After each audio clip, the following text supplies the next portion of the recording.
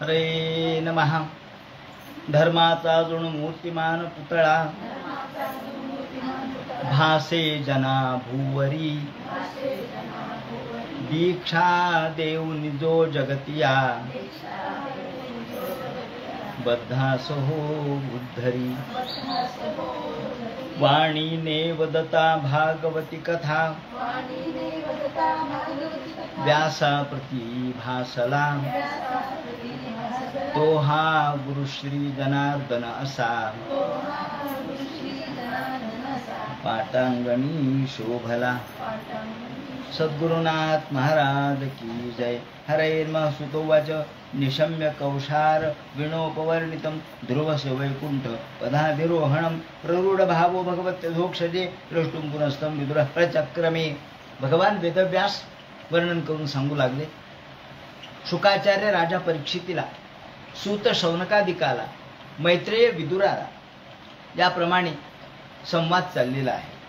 सूत म्हणतात, शौनकादिका हो, याप्रमाणे ध्रुवाचं चरित्र मी तुम्हाला सांगितलं. या ठिकाणी मैत्रेयाने विदुराला सांगितलं. त्यानंतर विदुराने प्रश्न उपस्थित केला, महाराज के ते प्रत्यतुसो नाम कशा पत्त्याने सुब्रत. महाराज, मी ध्रुवाचं चरित्र ऐकलं, पण प्रचेतस कोण होते आणि ते कोणत्या वंशामध्ये होते.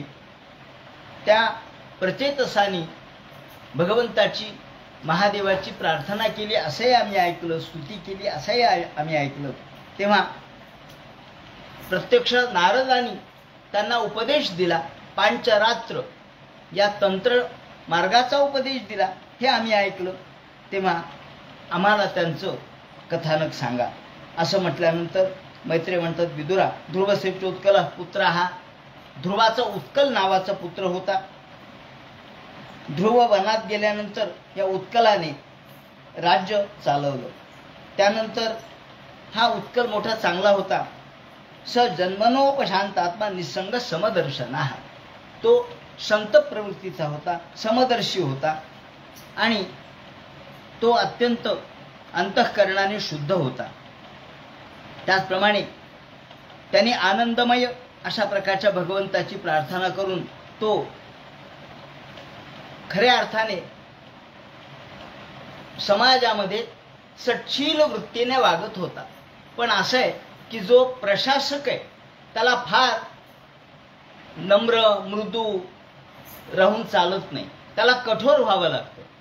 जर दुष्ट लोक असतील तर दुष्टाचा दुष्टपणा जाण्यासाठी त्याच्याबरोबर युद्ध करावं लागतं, संघर्ष करावा लागतो, त्याला वठणीवर आणावं लागतं. परंतु हा तसा नव्हता. हा केवळ भगवंताच्या ध्यानामध्ये तल्लीन राहायचा, उपासनेत तल्लीन राहायचा. जगाकडे लक्षही नव्हतं. लोकांना वाटलं की हा वेडाच आहे. म्हणून त्याने वर्णन केलेलं आहे, जडांध बधिरोन्मत्त मुखाकृती रतनमती ही.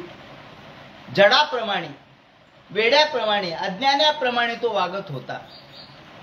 पाहून न पाहिल्यासारखं करत होता, ऐकून न ऐकल्यासारखं करत होता. हे भगवंताच्या प्राप्तीचं लक्षण आहे, पण राज्य नाही करता येत त्याने. म्हणून सगळे लोक या ठिकाणी जमा झाले आणि त्यांनी सांगितलं की नाही, हा किती जरी चांगला असला तरी उत्कल पुत्र, उत्कल जो आहे तो राज्यासाठी उपयुक्त नाही, राजा म्हणून चांगला नाही. मग काय करा, त्याच्याऐवजी त्याच्या दुसऱ्या धाकट्या भावाला राज्य द्या. याप्रमाणे वत्सरम भूपतीम, याप्रमाणे वत्सर नावाचा जो त्याचा भाऊ होता, भ्रमीचा पुत्र होता, तो राजा झाला. आणि त्यानंतर ही वत्सराची पत्नी स्वर्विथी नावाची होती. स्वर्विथीपासून पुष्पार्ण, तिग्मकेतू, ईश, ऊर्ज, वसु आणि जय असे 6 पुत्र झाले. त्यानंतर पुष्पार्णाला प्रभा आणि दोष किंवा दोषा या नावाच्या 2 स्त्रिया होत्या. त्यांच्यापासून प्रभापासून सकाळ म्हणजे प्रातः, मध्यम दिन आणि सायम हे सगळं रूपकात्मक वर्णन आहे असं वाटतं. 3 मुलं झाले, प्रातः, मध्यम दिन आणि सायम असे 3 मुलं झाले.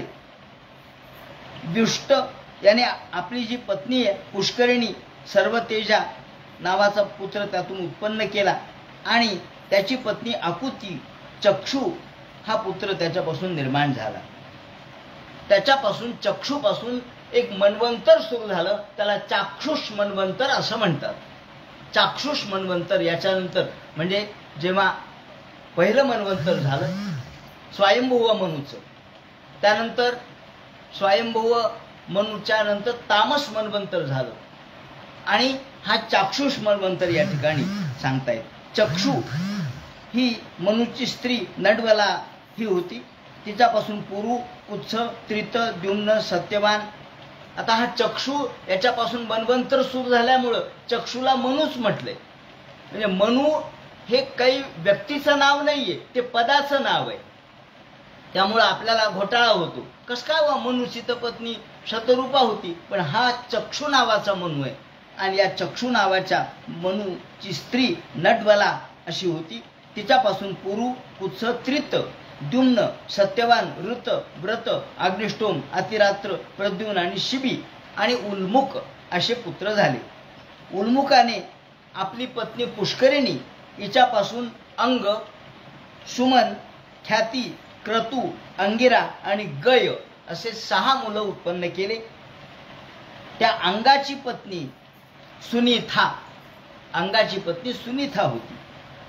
त्या सुनीथा आणि अंग यांच्यापासून अत्यंत क्रूर असलेला वेन उत्पन्न झाला आणि त्याचा अत्यंत दुष्ट स्वभाव पाहून वडील शेवटी वनामध्ये निघून गेले.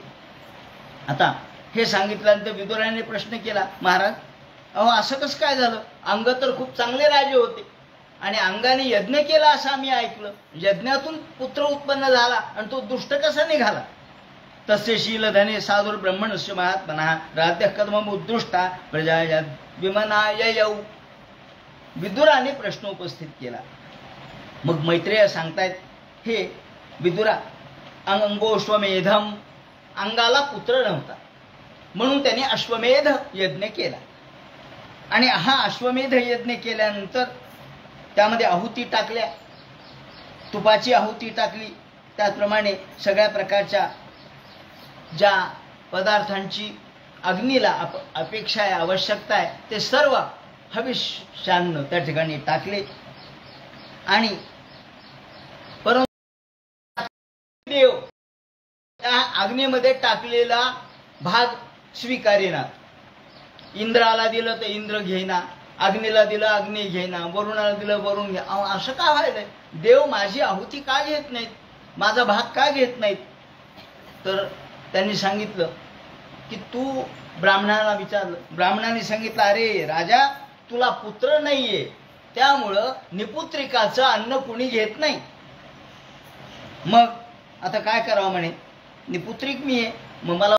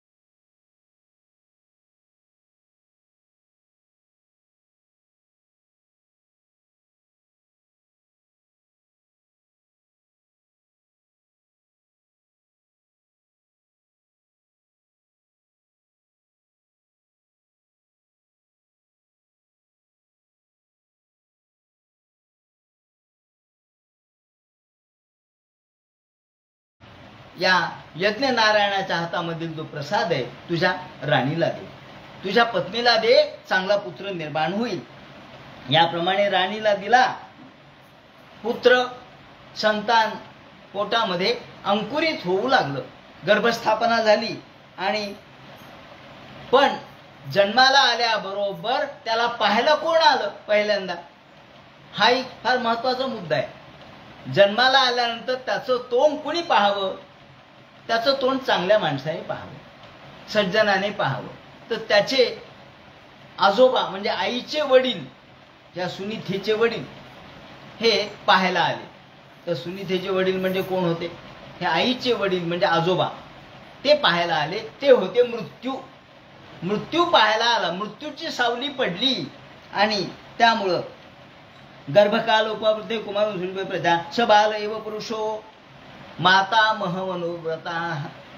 मातामह मनोव्रता, तो मातामह म्हणजे आईच्या वडिलांच्या रस्त्याने गेला, आईच्या वडिलाच्या मार्गाने गेला, आईच्या वडिलाच्या स्वभावाप्रमाणे मृत्यूच होता.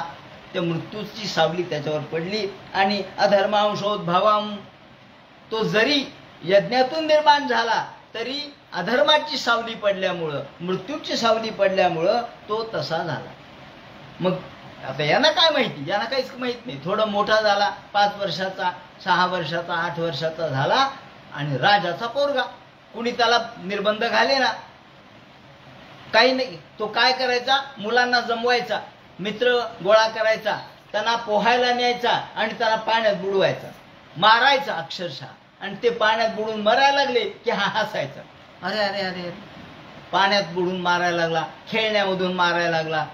अहो, पशु ज्याप्रमाणे एखाद्या पशुला मारतो त्याप्रमाणे हा माणसांना, लहान लहान मुलांना ठार मारू लागला. शरासन उद्यम्य, काय नाही, हातात धनुष्य घ्यायचं, बाण घ्यायचा आणि आपल्याच बालकांना, आपल्याच मित्रांना बाणाने मारायचं. याप्रमाणे एखाद्या मृगगोचराप्रमाणे, मृगवनाचाराप्रमाणे तो वागू लागला. आणि ते म्हणतात पशुमार ममार यत, पशुप्रमाणे तो यांना मारू लागला. सगळे लोक शेवटी आता किती दिवस सहन करतील. राजाकडे आले. राजा म्हणले तुझा मुलगा आहे, एकुलता एक आहे, नवसाने झालेला आहे, यज्ञातून झालाय, तुला त्याचं प्रेम असेल, पण आमचे पोर कशामुळे मारतो, आमचे पोर काय फुकट आले का, आमचे मुलं सुद्धा नवसाचेच आहेत, आमचे मुलंही चांगल्याच दृष्टिकोनातून जन्माला आलेले आहेत, म्हणून आम्हाला आमच्या मुलाबद्दलही प्रेम आहे, तेव्हा तू तुझ्या मुलाला आवर. सगळी प्रजा राजाकडे आली. शेवटी राजा पश्चाताप दग्ध झाला. म्हणजे अहो काय हो, एवढा चांगला मुलगा आपण मुद्दाम यज्ञ करून निर्माण केला. आणि कदपत्यम वरम म्हणणे, या ठिकाणी एक सुभाषित वापरले. सुभाषित असं वापरलंय, कदपत्यम वरम म्हणणे सदपत्यात शुचाम पदात. शेवटी राजा परेशान झाला. तो मुलगा काही ऐकत नव्हता, राजाचंही ऐकत नव्हता. शेवटी राजा राज्य सोडून निघून गेला. आणि निघून जाताना म्हणला, हे देवा, चांगल्या मुलापेक्षा वाईट मुलगा बरा. तुम्ही म्हणाल कसं काय? अहो बरं झालं म्हणले, चांगला मुलगा असता तर मी राज्यामध्येच राहिलो असतो, माझं मन संसारातून बाजूला गेलं नसतं. पण वाईट मुलाचा जन्म झाला म्हणून मला संसार नको वाटू लागलाय. बरं झालं एका दृष्टीने.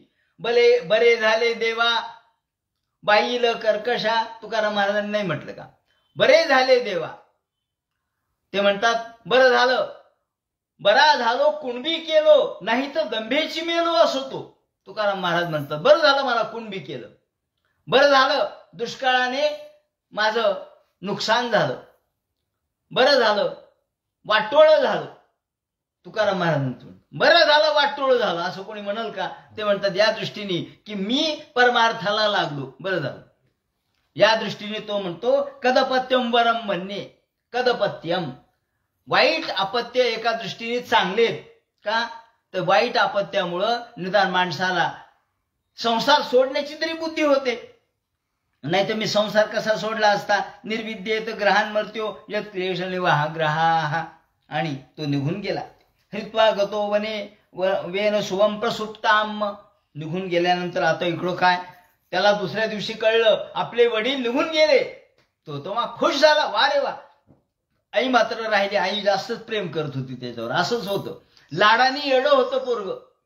आई एवढी लाड करू लागली की त्या लाडापायी तो वेडा झाला. शेवटी त्याला कळालं की आपले वडील निघून गेले. ते निघून गेलेले कळले की मग मात्र आता याला सगळं रान मोकळं झालं. तो म्हणला बरं झालं माझे वडील निघून गेले, आता मी माझ्या मनासारखं वागेल, आता मीच राजा आहे, मला कोण अडवते. आणि मग मैत्रेय म्हणतात विदुरा याप्रमाणे त्याला राज्यासनावर बसवलं. राज्यासनावर बसवल्याबरोबर त्यांनी एक आदेश काढला. सगळ्या गावामध्ये दौंडी पिटवली. काय न यष्टव्यम न दातव्यम, लोक हो कोणी यज्ञ करायचे नाहीत, याग करायचे नाहीत, होम करायचा नाही, पूजा करायची नाही, अर्चा करायची नाही. न होतव्यम द्विजा क्वचित, ब्राह्मणांनी मंत्र म्हणायचे नाहीत, दुसरीकडे जाऊन पूजा अर्चा करायचा नाहीत. मग काय करायचं म्हणले, माझी पूजा करा, माझाच होम करा, मलाच अर्पण करा. इति धर्मम भेरी घोषेण सर्वशः. सगळीकडे दौंडी पिटवली भेरी. लोक म्हणले काय हो, काय कशाचा आवाज आहे. म्हणले आपल्याला राजाचा आदेश आहे, यज्ञ याग क्रियाकर्म काही करायचं नाही, देवपूजा काही करायची नाही. सगळे लोक त्याच्याकडे आले. ब्राह्मण म्हणले अहो असं कसं काय तुम्ही आदेश काढला. म्हणले बरोबर आहे. का हो तुम्हाला माहित नाही का. म्हणले ब्राह्मण बुवा तुम्ही एवढे पंडित आहेत, ज्ञानी आहेत, राजा कोण असतो. राजा देवाचा अंश नसतो का, राजा विष्णूचा अंश असतो ना. ते म्हणले हो, मग मी विष्णू आहे, मी राजा आहे, माझी पूजा करा, दुसरा कोणता देव आहे माझ्याशिवाय. अहो अभोवयता प्राप्तम लोकसेवेसनम महत. लोकांना मोठं संकट निर्माण झालं. म्हणले काय करावं बाबा, हा राजा फार बेकार निघाला. आणि अहेरिव पयः पोषाहा. तो म्हणू लागला काही नाही, मी सांगतो त्याप्रमाणे ऐका. सगळे ब्राह्मण म्हणू लागले अहो काय हा, आपण ज्याला मोठेपणा दिला, ज्याला आपण राज्यासनावर बसवलं, एखाद्या सर्पाला दूध पाजावं तसं झालं. म्हणले हा आपल्यावरच फणा उगारायला लागला, आपल्यावरच फुंफू करू लागला. अहेरिव पयः पोषाहा पोषकस्याप्यनर्थ भृत. अनर्थ झाला म्हणले. आणि हा वेन मुळातच अत्यंत खलप प्रकृतीचा होता, अत्यंत वाईट पद्धतीचा होता, त्याची वृत्ती वाईट होती. आणि त्याच्या या वृत्तीमुळं सर्व लोक त्रस्त झाले. मुनी सगळे त्याच्याकडे आले आणि म्हणाले अहो हे पहा आमचं म्हणणं आहे का, तुम्ही धर्मकर्म करा, लोकांनाही करू द्या. नृपवर्य निबोध येतात ते विद्यापयाम भो हो. आम्ही तुम्हाला विनंती करतो की यज्ञ याग करू द्या. कारण यज्ञाने पूजेने भगवंताच्या आराधनेने आयुश्री बल कीर्तीनाम, आयुष्य वाढतं, कीर्ती वाढते, संपत्ती वाढते. धर्म आचरण केला म्हणजे धर्मेण हन्यते व्याधी, धर्माने व्याधी नष्ट होतात. दया तेथे धर्मू, धर्मू तेथे सुखागमू. जिथे दया आहे तिथे धर्म आहे, जिथे धर्म आहे तिथे सुख आहे, आणि सुख आहे तिथे शांती आहे. त्यामुळं धर्म आचरित पुसाम वाङ्मन कायम बुद्धिभी. माणसाने शरीराने, मनाने आणि आपल्या आचरणाने धर्मकर्म केला पाहिजे. तेव्हा तुम्ही आम्हाला तेवढी परवानगी द्या. रक्षण यथा बलिम गृह्णन. तो म्हणला काही नाही, ते चालणार नाही, मी सांगतो त्याप्रमाणे करा. तुम्ही म्हणता ना देव, अहो देव कोणता आहे, काय बोलता तुम्ही. तो सगळ्या ब्राह्मणांना, सगळ्या पंडितांना काय म्हणू लागला, बालिशा तव युयंबा अधर्मे धर्म मानिनाः. अहो काय बालिशासारखं बोलता, अज्ञानासारखे काय बोलता तुम्ही. अधर्माला धर्म म्हणता. यज्ञ याग हे अधर्म आहे. धर्म कोणता आहे, राजाची पूजा, हाच धर्म आहे. राजाला सगळं अर्पण करणं हाच धर्म आहे. एखाद्या स्त्रीनं आपल्या पतीला सोडून दुसऱ्याशी घरोबा केला तर तिला चांगलं कोणी म्हणेल का हो. तेव्हा तुम्ही मला सोडून बाकीचा धर्म करायला लागलात म्हणजे तुम्ही जार, एखाद्या स्त्रीने जार कर्म करावं त्याप्रमाणे तुम्ही जार कर्म करू लागले, अनैतिक कृत्य करू लागलात. ए वृत्ती दंपती हित्वा जारंपती उपासते. आणि अवजानंती मी मूढ. तुम्हाला माहित नाही का राजा कोण असतो. नृपरूपणम ईश्वरम. राजा हा ईश्वराचं स्वरूप आहे. आणि त्यामुळं मी स्वतः ईश्वर आहे, माझी पूजा करा. भरतो स्नेह विदुराणाम यथा जारिपयोषिताम. आणि विष्णू माझ्यात आहे, ब्रह्मदेव मीच आहे, इंद्र मीच आहे, वायू मीच आहे, रवी मीच आहे, सूर्यप्रकाश तुम्हाला खाऊ पिऊ कोण घालतं? मीच घालतो. त्यामुळं पर्जन्यो धन सोमा हा सगळं मी आहे. राजामध्ये सगळे असतात. इंद्र असतो, धनद म्हणजे कुबेर असतो, कारण माझ्याकडे पैसा आहे म्हणजे मी कुबेर आहे, माझ्याकडे सत्ता आहे म्हणजे मी इंद्र आहे, मी पालन करतो म्हणजे मी विष्णू आहे. हे सगळं या ब्राह्मणाला सांगितल्यावर ब्राह्मणाची दाखिळच बसली. म्हणली काय अवघडच बोलायला लागला हा. बरं, खोटंही नाहीये, हे खरंय. पण कोणता राजा देव असतो? जो चांगला वागतो तो देव असतो. पण आता याला कोणी सांगावं? शेवटी हा राजा लोकांना सहन होईना. याने वर्णन असं केलेलं आहे की हा राजा अशा पद्धतीने वागू लागला.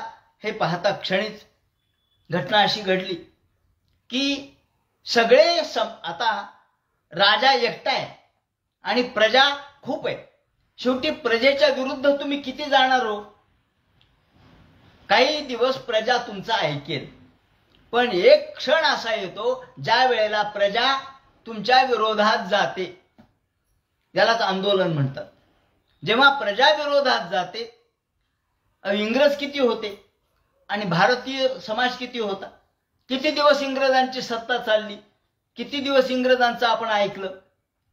एक क्षण असा आला की गांधीजीच्या नेतृत्वाखाली आपण सगळा समाज एकत्र झाला आणि तुम्ही गोळ्या चालवा, काही होत नाही, आम्ही मरू तर किती जण मरू, पण शेवटी आम्ही तुम्हाला धडा शिकू.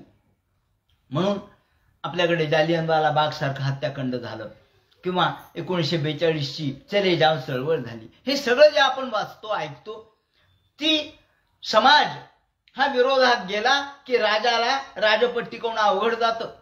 आणि म्हणून सगळे लोक त्या काळातले जे होते, कोण होते? कामगार होते, मजूर होते, त्याचप्रमाणे ब्राह्मण होते, वैश्य होते, सगळे शूद्र होते. ही सगळी मंडळी एक झाली आणि असं वर्णन केलेलं आहे की समाज हा विरोधात गेला की राजाला राजपद चालवणं अवघड जातं. यामधला अगदी शेवटचा जो समाज आहे, शूद्र आहे किंवा वैश्य आहे, व्यापारी आहे. व्यापाऱ्याने असं ठरवलं की आपण राजाला पैसा द्यायचा नाही. राजा कुठून पैसा खर्च करेल सांगा? त्याच्या जवळच्या कोशामधून करेल, पण कोश संपेल ना. आपण जर राजाला पैसा दिला नाही तर राजा कोश चालू शकत नाही. म्हणजे आपण राजाला कोणत्याही प्रकारची मदत करायची नाही, त्याला कर भरायचा नाही, टॅक्स द्यायचा नाही. ठरवलं. सगळे व्यापारी आले, म्हणले टॅक्स देऊ नका. मग कामगार आले, ते म्हणले, सगळ्यांनी सांगितलं, हो कामगार हो, तुम्ही राजाला रथ तयार करून देता. कोण आहे? ते म्हणले मी आहे. रथ तयार करायचे नाही. कामगारांनी सांगितलं रथ बनवायचे नाहीत. ज्यांनी धनुष्य तयार करू लागले त्याला सांगितलं धनुष्य बनवायचं नाही, बाण बनवायचे नाहीत, तलवारी बनवायच्या नाहीत, ढाली तयार करायच्या नाहीत. राजा किती दिवस युद्ध करतो बघू. म्हणजे आपण त्याला द्यायचंच नाही, काय होईल बघू. त्याचं कारण असं आहे की रुद्रामध्ये विवरण असं आहे, रुद्रामध्ये प्रत्येकाला नमस्कार केलेला आहे. रुद्रामध्ये जे चमे चमे चमे जे आहे ते प्रत्येकाला नमस्कार केलेला आहे. ते म्हणतात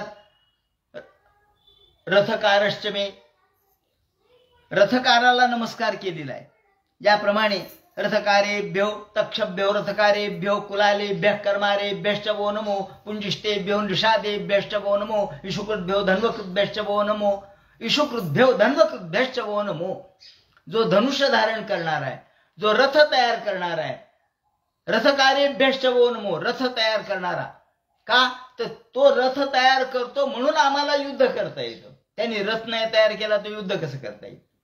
आणि मग राजा म्हणू लागला, अरे का रे आमचा रथ तयार नाही झाला? सगळे म्हणले आम्ही रथ तयार करणार नाही. धनुष्य, ते म्हणले आम्ही धनुष्यबाण तयार करणार नाही. ते म्हणले का? त्याचं कारण आहे, म्हणले आम्ही धर्माच्यासाठी रथ तयार करतो. तुम्ही जर अधर्माने वागत असाल तर आमच्या धर्माच्या रथावर तुमचा अधर्म चालणार नाही. आणि त्यामुळं आम्ही आमच्या कष्टाने, मेहनतीने, परिश्रमाने जे उत्पन्न करतो त्याच्यावर तुम्ही अधिकार गाजवायचा नाही. आम्ही अधर्मासाठी रथ देणार नाहीत, आम्ही अधर्मासाठी धनुष्य देणार नाहीत, आम्ही अधर्मासाठी बाण देणार नाहीत. आणि याप्रमाणे आधुनिक कवी वाराकांत नावाचे होऊन गेले, त्यांनी याच्यावरती खंडकाव्य लिहिलेलं आहे. अग्निपथ आणि उत्तरपथ असे दोन भाग आहेत त्याचे. त्याच्या भागामध्ये त्यांनी सुरुवातीला हिमालयाचं वर्णन केलेलं आहे, हिमालयाच्या खाली असणाऱ्या भारत देशाचं वर्णन केलेलं आहे. आणि मग पुढे सगळे लोक याच्या विरोधात कसे गेले, क्रांती कशी झाली. क्रांती ही क्रांतीच आहे. भागवतामध्ये समाज क्रांतीचं वर्णन केलेलं आहे. या निमित्ताने बेनाच्या निमित्ताने समाज क्रांतीचं वर्णन केलेलं आहे. आणि मग एकदा ब्राह्मण आले आणि सगळ्यांनी ठरवलं एकदा सांगून बघू, काय म्हणतो बघू. फारच कडेलोट झालाय. ते म्हणले हो, पण समाजातल्या कुणीही त्याला काही द्यायला तयार होईना.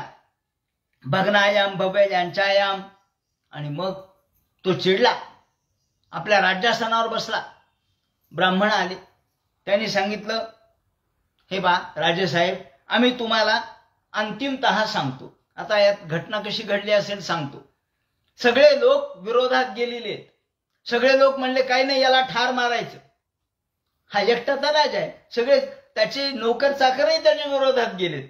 मग याला मारायला काय वेळ लागतो. पण ब्राह्मण म्हणले थांबा, तुम्ही बाहेर उभा राहा, आम्ही आतमध्ये जातो, तुमचं शिष्टमंडळ म्हणून आतमध्ये जातो. आणि जर आमचं बोलणं फिसकटलं तर तुम्ही मारा. सगळ्यांनी हातामध्ये दगड घेतले होते. बाहेर सगळे थांबले, राजाला काहीच पत्ता नाही. ब्राह्मण आतमध्ये गेले आणि सांगितलं आम्ही तुम्हाला विनंती करत आहोत की तुम्ही अधर्म सोडून द्या आणि धर्माच्या मार्गाने या. इत्थम. सगळे म्हणाले हे पा, तुम्ही मत्सर वगैरे सोडून द्या. एते चान्यचे युधा प्रभो वर्षापयो देहे भवन्ति नृपते सर्व देवमयो नृपाः. तो ऐकायला तयार नाही. तो म्हणाला काही नाही, मला सांगू नका, माझ्यामध्ये देव आहे. असं म्हटल्यानंतर मैत्री म्हणतात विदुरा. शेवटी ब्राह्मण आतमध्ये सांगायला गेले, पण यातनी काही ऐकलं नाही. आणि आता ब्राह्मणांनी त्यांनी वर्णन केले भग्नायाम भव्य यांच्यायाम. त्यांनी विनंती केली, याचना केली, पण यांनी स्वीकारली नाही. शेवटी त्यांनी एक निजघ्नुर हंकृतैर्वैनम असं वर्णन केलेलं आहे. निजघ्नुर हंकृतम. ह म्हणले ह. आता ह म्हणले म्हणजे दोन अर्थ आहेत. एक तर ब्राह्मणांच्या मध्ये क्षमता आहे, त्यामुळे तो ह म्हणल्याबरोबर त्यातून अग्नी बाहेर पडला आणि राजा जळाला असं एक सांगतात. दुसरा अर्थ असा आहे की सगळे लोक थांबलेले बाहेर, फक्त ह म्हणण्याचा उशीर. आपण म्हणतो ना फक्त ह म्हणले की त्याने मारा सुरू केला. ब्राह्मणाने फक्त हुंकार केला. मारा सुद्धा म्हणले नाहीत. असं म्हणल्याबरोबर जे लोकांचा मारा सुरू झाला दगडांचा की हन्यता मेष पापा प्रकृती दारुणा. मारा रे मारा म्हणले याला, हा पापी मनुष्य, मारा याला, ठार करा. तेवढ्यात सगळ्या लोकांनी दगड धोंडे मारले. कोणी हातामध्ये धनुष्यबाण घेतले होते, कुणी आग घेतली होती, पेटवले होते, पलिते पेटवले होते. ते सगळे पलिते पेटवले आणि एकवळ यांच्या केवळ हुंकृतीने, हुंकाराने, फुत्काराने यांनी त्याला जाळून भस्मसात केलं. निज घ्नुर हंकृते वैनम हतमच्युत निंदया. त्याला जाळून भस्मसात केलं. ठार झाला राजा. सगळेजण परत आले. याची आई सुनीता जी होती ती समोर आली आणि तिने आपल्या पतीचा देह हा ठेवला, आपल्या मुलाचा देह ठेवला. म्हणजे आता काय करावं, या मुलाला आपण रक्षण करावं, या मुलाचं काही दिवस तरी रक्षण करावं. म्हणून सुनीता पालयामास विद्यायोगेन शोचती. विद्यायोगेन, तिच्याजवळ काही मंत्र सामर्थ्य होतं, त्यांनी तिने आपल्या मुलाचा देह तसाच ठेवला. आणि बरेच दिवस झाले. त्याला काही लिंबाच्या पाल्यात वगैरे ठेवला असेल, औषधोपचार केले असतील. शेवटी सगळ्या यावेळेला राजाच्या विरोधात जेव्हा सगळे लोक गेले होते, त्यांनी वर्णन असं केलंय की राजलक्ष्मी जी होती शेवटी राजलक्ष्मी कोण आहे? राजलक्ष्मी म्हणजे ही लक्ष्मीच आहे. जरी राजाने तिचा उपभोग घ्यायचा आहे, पण याचा अर्थ असा नाही की राजाने वाटेल तसं वागावं. कारण राजलक्ष्मी काय म्हणते? यौवन धन तो हाती लुटुनी, भोगदासी मज केले वंचुनी. तू मला भोगदासी केलंस, मी राणी आहे, परंतु मला दासीसारखं वागवलंस. भोगदासी केलं मला, यौवन आणि धन दोन्ही लुटून तू मला दासीप्रमाणे वागवलंस. म्हणून प्रतिकारा तृणपाते उठले, आसन इंद्राचे हादरले, वज्राशी झुंजण्या बाहुल्या मातीच्या बनवू. याप्रमाणे मातीच्या बाहुलीतून ज्याप्रमाणे या आपल्या पैठणचा जो राजा होऊन गेला, ज्याच्यावरून आपण हा सध्याचं नाव घेतो, शालिवाहन शक जे सुरू झालेलं आहे, ते शालिवाहनाने त्यावेळेला लोकांचा पराजय करण्यासाठी केवळ मृत्तिकेतून सैन्य निर्माण केलं असं म्हणतात. त्याप्रमाणे यांनी सुद्धा मृत्तिकेमधून म्हणजे सामान्य माणसामधून एक क्रांतीची मशाल निर्माण केली. आणि ही राणी सुनीता त्याची आई होती. तिने त्याला बरेच दिवस जपलं आणि शेवटी एकदा त्यावेळेला राजा नष्ट झाला म्हटल्याबरोबर परिस्थिती बिघडली.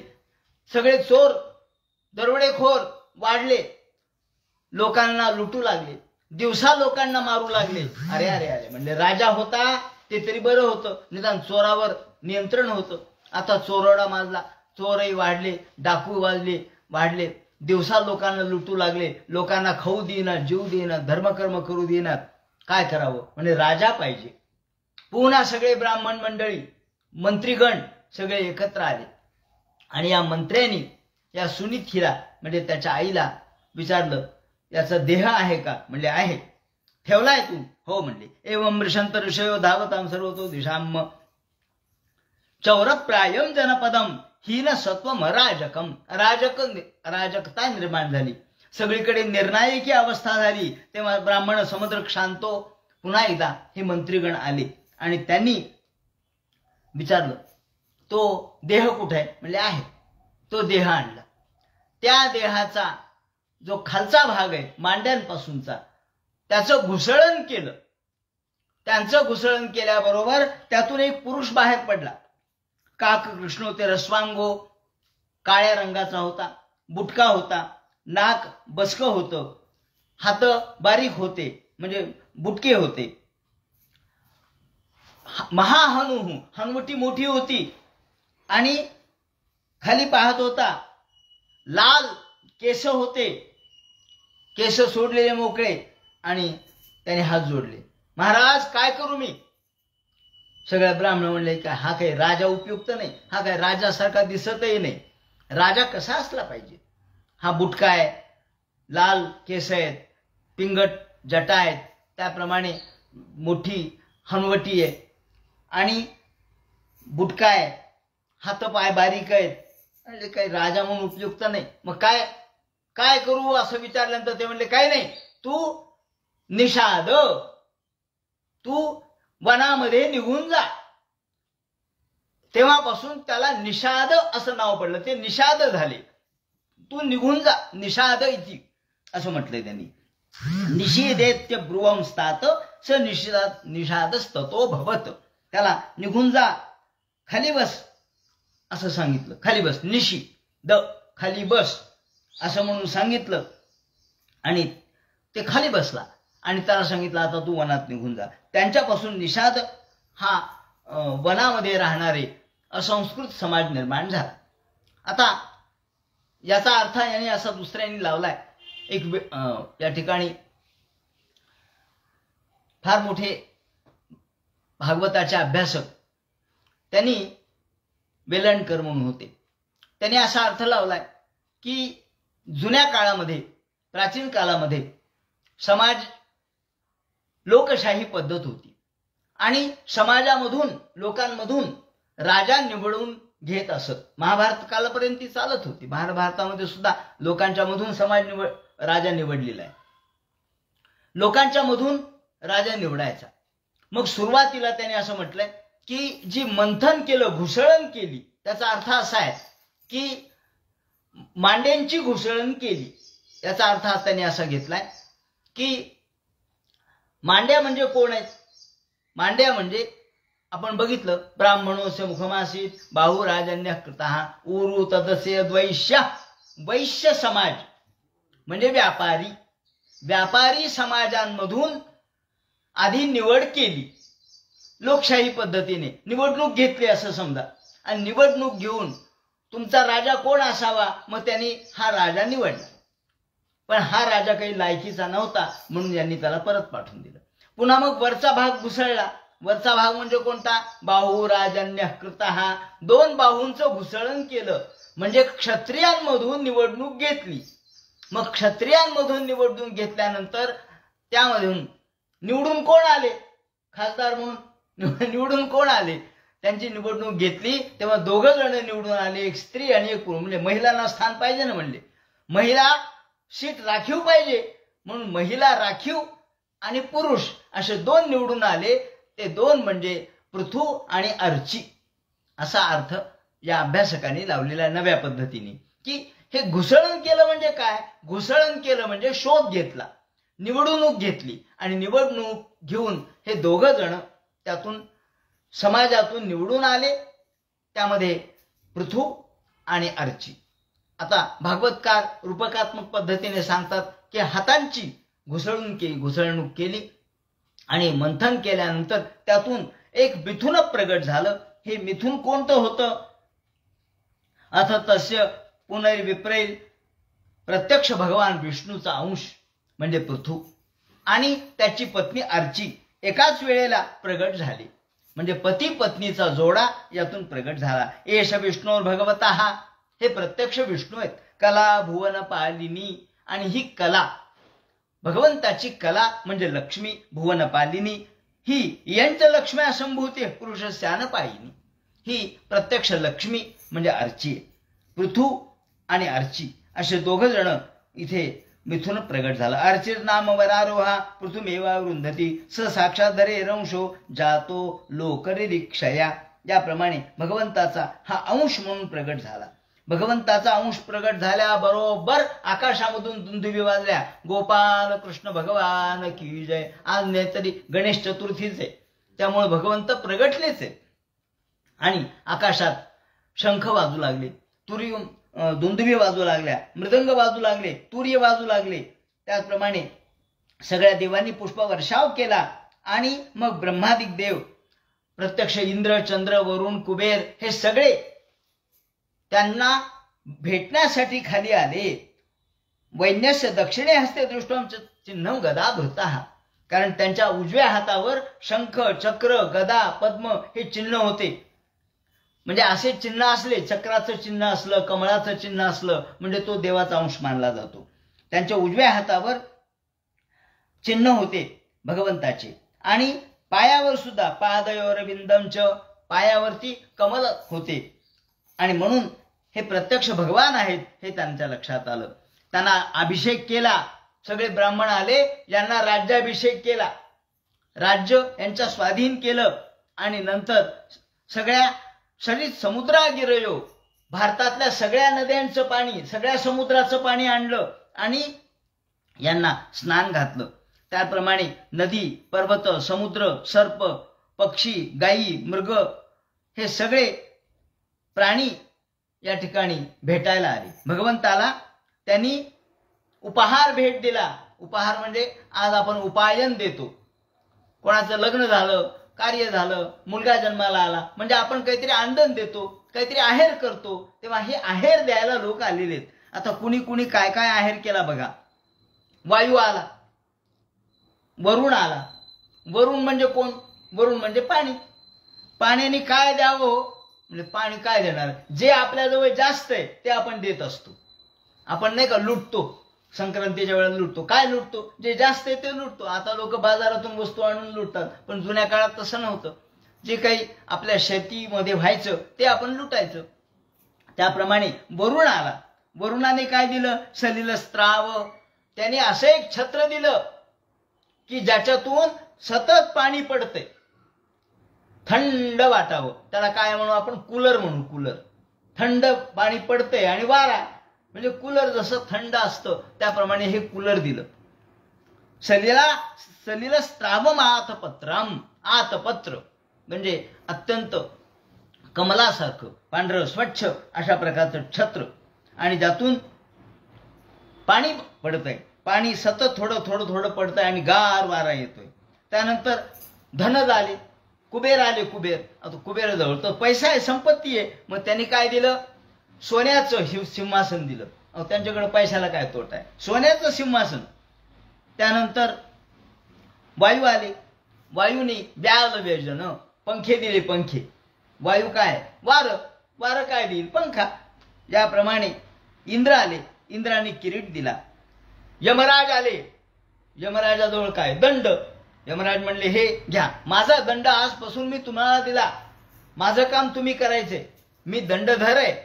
आपण म्हणतो ना, यमो निहंता पितृधर्म राजो वैवस्वतो दंडधरश्च कालाहा. यमराज कोण आहेत? काल आहेत. यमराज दंडधर आहेत. यमराज वैवस्वत आहेत.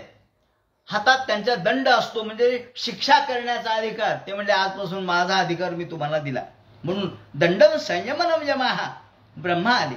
ब्रह्मानी भारती हारम उत्तमम. ब्रह्मा आणि सरस्वती आली. सरस्वती जवळ सुंदर पांढरा शुभ्र हार होता. हा हार शुभ्र किती आई, किती कोमल सुंदर पाय. तेव्हा हा सुंदर पांढरा स्वच्छ हार सरस्वतीने अर्पण केला. आणि भगवान विष्णू आले. त्यांनी आपलं सुदर्शन चक्र दिलं. म्हणले हे सुदर्शन चक्र आता तुमच्याजवळ, मी निवांत बसतो, तुम्ही काम करायचं. त्यानंतर दशचंद्रमसीम रुद्राहा. त्याप्रमाणे या रुद्र आले. त्यांनी चंद्राकार असणारी तलवार त्यांना दिली. अंबिका आली, सती अंबिका, तिने ढाल दिली. त्यानंतर चंद्र आला, त्यांनी अमृतमय अश्व दिले. त्वष्टा आला. त्वष्टा म्हणजे कोण आहे हो? त्वष्टा म्हणजे इंजिनियर आहे देवांचा, विश्वकर्मा आहे. त्यांनी काय दिलं? त्वष्टा काय देणार? इंजिनियर. रथ दिला. रथ आम्ही तयार केलेला रथ आहे म्हणजे हा तुम्हाला. अग्नी आले. अग्नीनी 2 मेंढर दिले. कारण अग्नी त्याच्यावर अग्नीचं वाहन काय? मेषारूढ प्रांग मुखो देव मम सम्मुखो वरदो भव. मेषारूढ आहे तो मेष माझा वाहन मी तुम्हाला देऊन टाकतो. त्याप्रमाणे अग्नीनं त्याचं वाहन मेष दिले. त्यानंतर गाईच्या शिंगाचं धनुष्य ते दिलं. त्याला आपण शार्ंग धनुष्य जसं विष्णूचं आहे शृंगाचं, हरिणाचे जसं शिंग असतात त्याप्रमाणे तसं वाकडं धनुष्य. सूर्य आले. सूर्याने तेजोमय बाण दिले. पृथ्वी आली. तिने योगमयी पादुका दिल्या. आकाश आले. आकाशाने आणि आकाशाच्या अभिमानी देवता यांनी नित्य नूतन पुष्पमाला दिली. आकाश विहारी सिद्ध गंधर्व आले. त्यांनी नाचणं, गाणं, अंतर्धान पावणं ह्या विद्या दिल्या. ऋषी आले. ऋषीजवळ काय?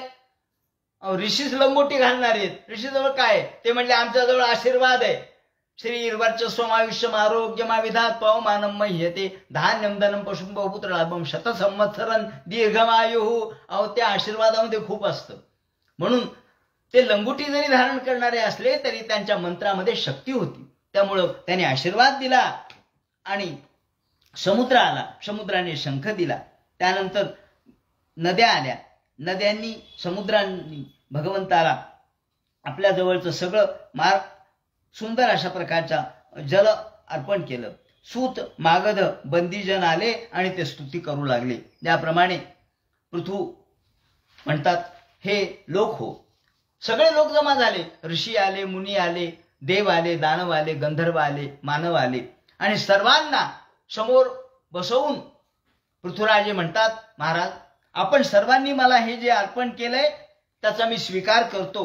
आणि नुसता स्वीकार नाही करत, याच्यासाठी मी पात्र होण्याचा प्रयत्न करतो. तुम्ही जे जे दिलेलं आहे ते माझ्या सन्मानासाठी दिलंय, पण तुमचं दुःख जे आहे ते निवारण करण्याचं आजपासून मी व्रत धारण केलेलं आहे. त्यामुळे मी असं व्रत या ठिकाणी धारण करतो. आणि प्रभो ह्यात्मन स्तोत्रम, तुम्ही माझं स्तुती गायली. ती स्तुती या बाकीच्या लोकांना बंदी, सूध, मागध यांना म्हणतात तुम्ही स्तुती गायली माझी, पण तू अजून मी काही कर्तव्यच केलं नाही, अजून मी काही पराक्रम दाखवले नाही, तरी माझी स्तुती गायली तुम्ही. असू द्या, आता त्या पराक्रमाचं तुम्ही जे गायन केलंय त्याला पात्र होण्याचा मी प्रयत्न करतो. असं म्हणून बंदीजन यांनी स्तुती केल्यानंतर राजे म्हणतात, हे पहा, आता तुमच्या अंतःकरणामधलं जे दुःख आहे ते मी नष्ट करतो. मग सगळे लोक आले, म्हणले, महाराज अहो किती दिवस झाले पाऊस पडला नाही, पाणी पडलं नाही, खायला मिळालं नाही, अन्न मिळालं नाही, अहो आम्ही भुकेलेले आहोत. सगळी जनता आली ना, आम्ही भुकेलेले आहोत, किती दिवस झाले आम्ही पेरलं ते जमीन देतच नाही वरती, आम्ही क्षुधापीडित आहोत, आम्ही क्षुधार्तीत झालेलो आहोत. तेव्हा आता आम्हाला यातून चांगलं धन धान्य उत्पन्न करण्याची तुम्ही व्यवस्था करा. असं म्हणल्यानंतर राजाने हातामध्ये धनुष्य घेतलं आणि तो पृथ्वीला आता कशा पद्धतीने बंदिस्त करेल, पृथ्वीला कशा पद्धतीने या ठिकाणी सूचित करील की हे पृथ्वी, तू हे धान्य का लोकांना दिलं नाहीस, म्हणून पृथ्वीला तो शासन कसं करील आणि त्यातून पुन्हा पृथू हा कशा पद्धतीने सगळ्या गोष्टी निर्माण करील. प्रत्येकामधून काहीतरी निर्माण झालं पाहिजे. पृथूने काय केलंय तर पृथूने या ठिकाणी पृथूला पराक्रम करून लोकांच्या दुःखाचं निवारण केलंय आणि यालाच आपण पृथूनी ज्या पद्धतीने सर्व लोकांना गायी, पृथ्वी ही गाय आहे जणू काही, आणि त्यांनी समाजामध्ये असलेल्या लोकांना उपयुक्त गोष्टी प्राप्त करून देण्यासाठी हे दोहन केलं, हे पृथ्वीचं दोहन केलं. तेव्हा हे पृथ्वीचं दोहन, पृथ्वी दोहनाचा संदर्भ काय, पृथ्वी दोहनाचं वैशिष्ट्य काय, त्याचं रूपक कशा पद्धतीने सांगण्यात आलेलं आहे, या सगळ्या गोष्टीचा वहापोह उद्याच्या चिंतनामध्ये आपण करू. हे स्वतंत्र यामध्ये जे मांडलंय ते फार रूपकात्मक भाषेत मांडलंय. त्या रूपकात्मक भाषेचा अन्वयार्थ आपल्याला लावला पाहिजे. अशा पद्धतीने अन्वयार्थ आपण नव्या पद्धतीने लावू आणि या पृथ्वी दोहनाचा संदर्भ या ठिकाणी लक्षात घेऊ. तेव्हा हे सगळं उद्याच्या चिंतनामध्ये करण्यात येईल. हरे नमः. कुंडली गवर्धन विठ्ठल.